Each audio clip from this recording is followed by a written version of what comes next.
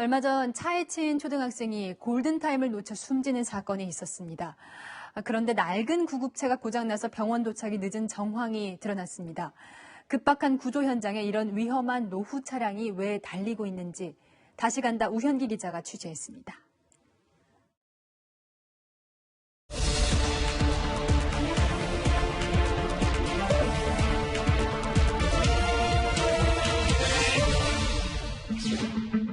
지난 4월 30일 발생한 교통사고의 목격자와 영상을 찾는다는 현수막에 걸렸습니다. 이 사고로 숨진 김진영 군의 가족이 억울한 죽음을 풀어달라며 만든 겁니다. 김 군은 자전거를 타고 학원을 가던 길에 신호등 없는 횡단보도에서 SUV와 충돌했습니다. 학원 버스를 타고 다녔었죠.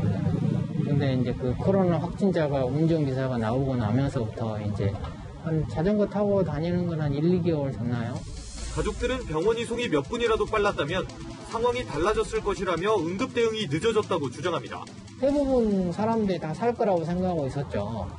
다 얘기도 하고 말도 잘하고. 근데 소방차는 구급차는 좀 늦게 왔고. 당시 상황을 재구성해봤습니다. 최초 신고는 오후 3시 52분. 구급차는 신고 접수 2분 뒤 119 안전센터를 출발한 것으로 기록돼 있고 1.5km 떨어진 사고 현장까지 부분이 걸렸습니다.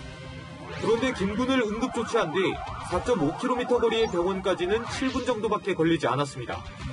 최초 출동 1.5km에 왜 10분 가까이나 걸렸을까 의문이 제기됩니다.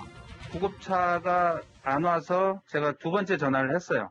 취재진이 사고 시각과 비슷한 시간대 구급차 출동 경로로 신호를 준수하며 왔을 때 5분 남짓 걸린 것과도 비교됩니다. 취재 과정에서 출동 지연으로 추정 가능한 정황도 확인됐습니다. 당시 소방일지입니다. 구급대원의 탑승 과정에서 보조석 문의 잠금 장치가 해제되지 않았고 수동으로 문을 열자 도난방지 경보음이 울렸던 겁니다. 이를 해결하려고 시동을 껐다 켜려고 하자 이번엔 시동이 수차례 걸리지 않았다고 돼 있습니다. 사고 현장에서 병원까지 이송 과정에도 비슷한 일은 반복됐습니다. 이제 들것을 이제 빼내야 되기 위해서는 이제 뒤에 문을 열어야 되는데 뒤에 문이 안 열린다는 거죠. 좌우간에 시동도 안 걸리는 거예요.